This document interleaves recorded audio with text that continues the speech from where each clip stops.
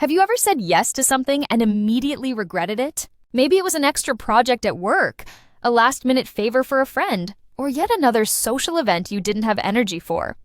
You wanted to say no, but guilt, obligation, or fear stopped you. And now, you're overworked, exhausted, and frustrated because your time keeps slipping away. Here's the hard truth. Every time you say yes to something that doesn't align with your priorities, you're saying no to your well-being. But what if I told you that learning to say no is one of the most powerful skills you can master? It's not about being selfish, it's about self-respect. And today, we're diving deep into why setting boundaries is the key to reclaiming your time, energy, and peace of mind. Why saying no is a superpower? Let's start with the biggest question. Why is saying no so important? Here's the reality. Your time is your most valuable asset. Once it's gone, you can't get it back. And when you constantly say yes to things that drain you, you're stealing time from what truly matters. Time is finite. Guard it like gold. Warren Buffett once said, "The difference between successful people and very successful people is that very successful people say no to almost everything." Think about it. Every yes to something unimportant is a no to your goals, your health, your family, your peace of mind. If you don't set boundaries, other people will set them for you, and they won't prioritize what's best for you. Prevents burnout and resentment. Research shows that people who struggle to say no are more likely to experience chronic stress, emotional exhaustion, and even physical health issues. When you overcommit, you're not just hurting your productivity, you're harming your long-term well-being. Builds respect. Yes, really. A lot of us fear that saying no will make people dislike us. But guess what? People respect those who have clear boundaries. Think about it. Do you admire the person who's always overworked and stressed? Or the one who's calm, focused, and in control of their time? Why is it so hard to say no?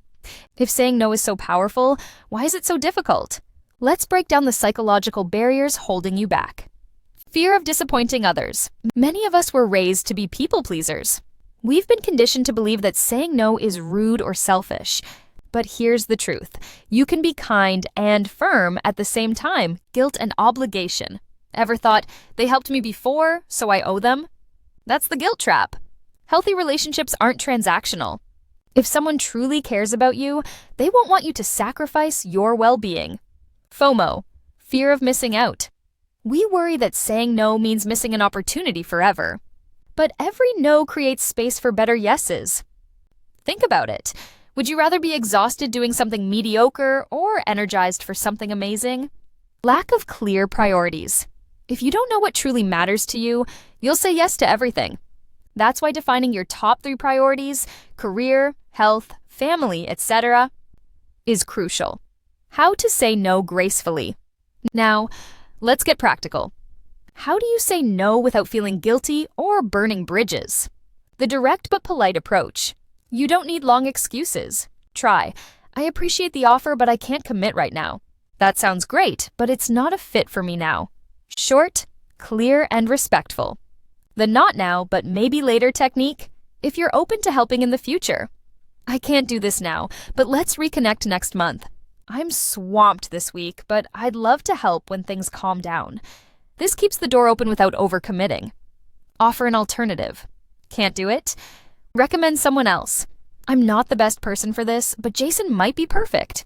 You're still helpful without taking on the task. The "let me check my schedule" buffer. Avoid impulsive yeses by buying time. "Let me check my calendar and get back to you." This gives you space to decide if it aligns with your priorities. Set boundaries early. Prevent future requests by being upfront. "I don't take meetings on Fridays. It's my focus day. I've had to cut back on extra projects to prioritize my health." The more consistent you are, the easier it gets. The life-changing benefits of saying no. When you start saying no strategically, everything changes. Here's what happens. You gain more time for what matters. No more wasted hours on things you don't care about. Your mental health improves, less stress, less resentment, more peace. People respect you more. Clear boundaries equals stronger relationships. You become more productive by focusing on high-impact work instead of distractions. Remember, saying no isn't about being harsh. It's about being intentional. You don't have to set yourself on fire to keep others warm. Your time, energy, and well-being are worth protecting. So here's your challenge. This week, say no to at least one thing that doesn't align with your priorities. Notice how it feels. And over time, watch how your life transforms.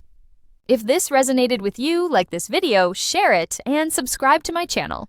Now, I'd love to hear from you. What's one thing you'll start saying no to? Drop a comment below. Let's support each other. I'm Grace, thank you, and cheers.